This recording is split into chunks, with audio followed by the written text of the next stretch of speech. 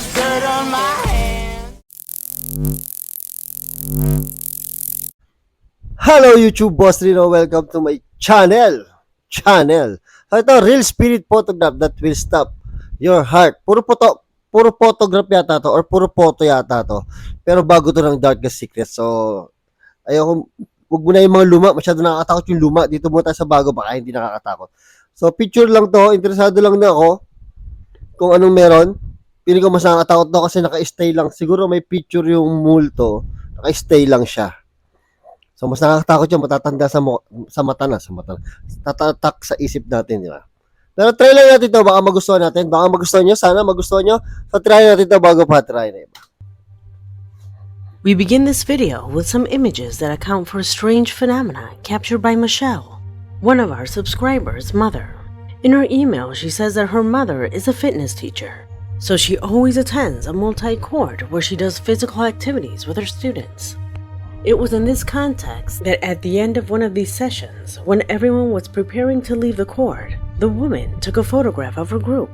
She took several shots so that they could choose the best one. Now, look at the two images on the screen and try to discover what caused Michelle's mother so much terror. Anong meron dito? Oh, ba't di ko nakita kanina yun? Ang galing ni ano, no? Ang galing ni Leonard Clay. Binabago niya yung mood ng picture. Lumalabas yung dapat, lumabas, no? Tingnan mo, binago niya yung, filter. Oh? Oh, shit, gagi. Ito ang mga totoo. Michelle maintains that her mother took these images with only 1 second of difference, which is clearly not enough time for an extra person to have appeared there. But as you can see, there it is. Mali pala ako, tanga ka na naman, Boss Trino. Sa dalawang picture pala yung pinakita. Yung una, kalahati pa lang yung multo. Yung pangalawa, buo na.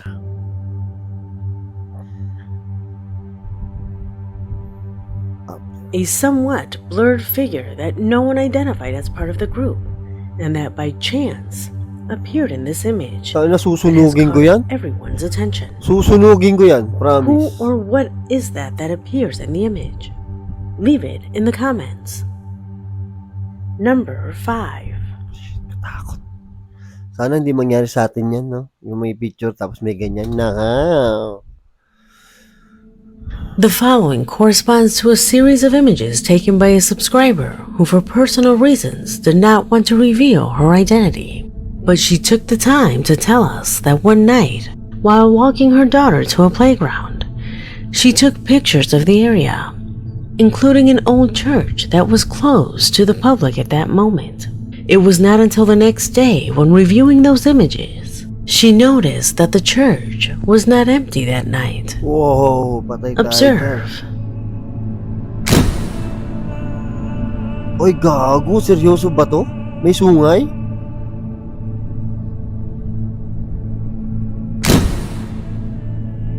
Oh, shit. Tapos, kung devil yan, bakit nasa church? Di ba? Our subscriber points out that she and the rest of her family were absolutely terrified when they saw these Pero images, may hawak na rosary, oh. where you can see what seems to be various silhouettes of demonic creatures who, when seen from above, seem to be looking at the city. The most surprising of all was that despite the diffusion of these photographs on social networks, an official statement regarding this was never issued from the church, remaining a mystery that few dare to talk about. Number 4. Parang tikbalang, no? Kung sa atin yan, tikbalang. Kabayo, na tao. Tapos may hawak na rosary, no? Yung may hawak na rosary, hindi ko alam. Pero kabayo, ba't may sungay? Ano ba yan? Gulo nyo? November 11th, 1918 was a day of relief for a squad of the Royal Air Force, because it was on that date on which the First World War ended. so at least this group of aviators and officers could return to civilian life with their families. However, before each one set out on their way, the commanding officer of the squad, Sir Victor Godard, wanted to immortalize the moment by taking an official photograph of where they all left together at the same time. It was in this shot that an extraordinary detail left everyone surprised. Wala akong makita. Observe.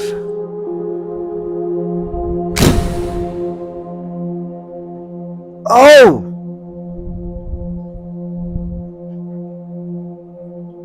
Bakit ganun?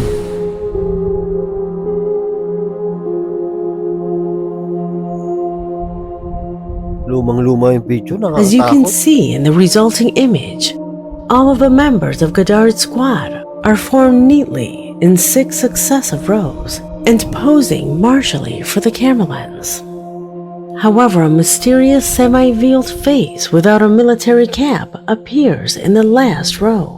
Patay Although tayo it may be dyan. hard for you to believe, May that kilabutan ako. face was identified by everyone as Freddie Jackson, Uy, tangina, kilala a nila. mechanic who belonged to this squad and who just days before the photograph was taken Oh! had tragically died after being accidentally hit by a propeller. Ay, shit. Everyone who knew Freddie was sure that it was him. Ah, Apparently, he nakalimutan did not want to miss the opportunity of being with his military squad. Number 3. Nakakilabot yung kwento. At mas nakakakilabot yung mga ganyang kwento eh, no? Yung nakita mo, pero yun nga, yung nakita mo, pero magbabalita sa'yo, may patay na pala, pero nakita mo pa. Oh, nakikilabutan ako.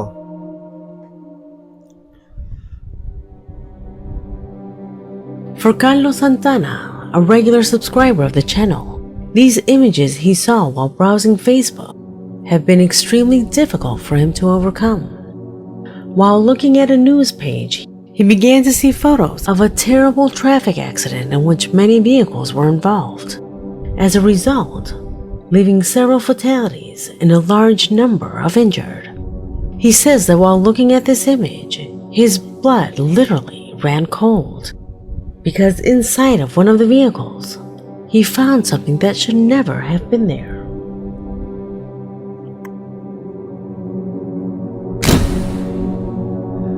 Tangina, natatakot ako. Tangina, parang may nakita na ako. Ah, sabi ko ayoko ng picture eh.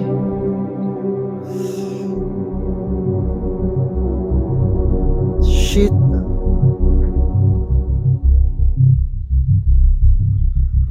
Ayoko ng picture, kitang-kita kasi. Huwag mo na i-close up. In his email, Carlos emphasizes that when this was photographed, all the bodies had been removed and no one was inside the vehicle.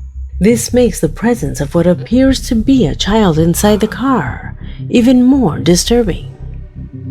Could it be that the camera captured the image of one of the victims of this accident?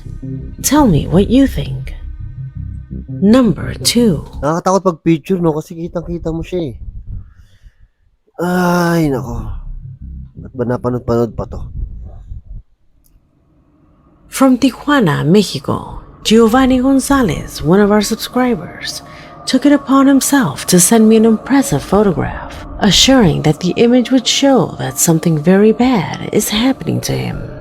You see, Giovanni states that for a few weeks now he has been having constant nightmare, specifying that a being with bright eyes, long hair, and an abnormal tongue appears, taking over him, as if in each dream this being was lurking and waiting for the right opportunity to take control of Giovanni's movements. He never imagined that by taking a couple of photos, they would reveal the face of his greatest fears. Observe. Uy! Uy! Gago!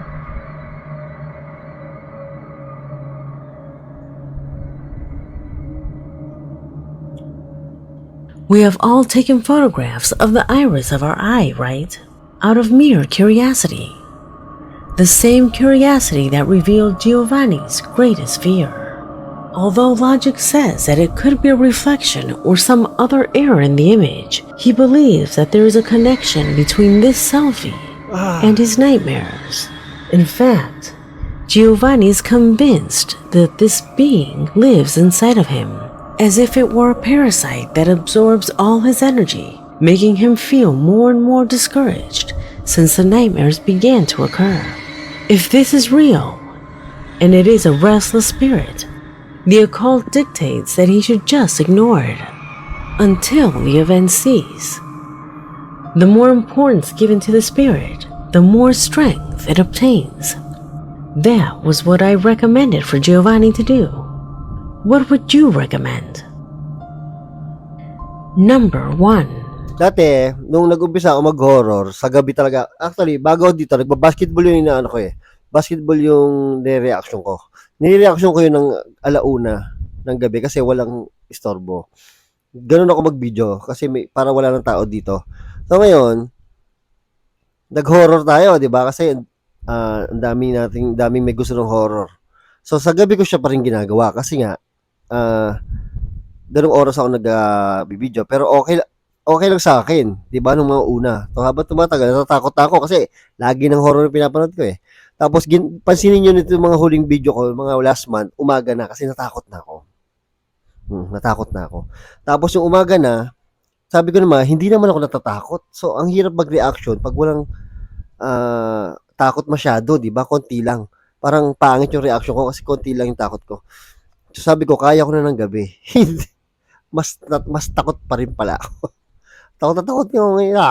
Takot na takot ako ngayon. No? Promise. Takot na takot ako. Wala lang, naikwento ko lang. Dumaldal lang ako.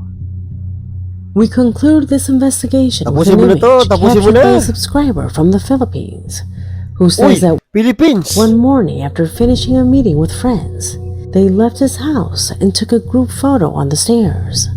It was at that moment that the camera captures the presence of someone who should never have appeared in the image. Observe. Pinoy to, Pinoy. Nasaan na?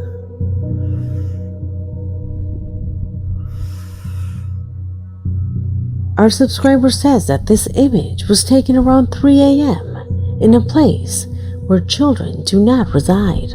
Furthermore, he adds that the minors' clothing is similar to the uniforms worn by children when they were forced to join the army of that country.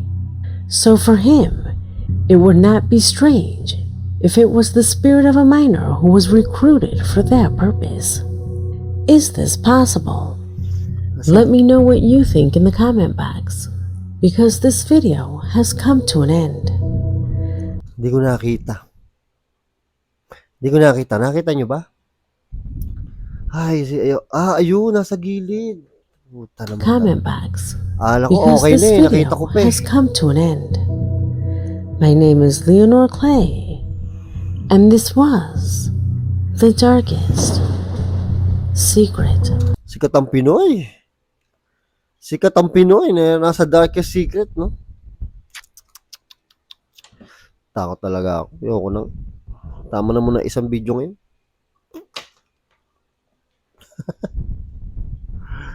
Ang hirap. Ang hirap itong ginagawa ko. Para sa inyo. Pero okay lang. Basta masaya kayo. Happy na ako. Family ko na kayo eh. So, maraming salamat sa panonood hanggang sa muli.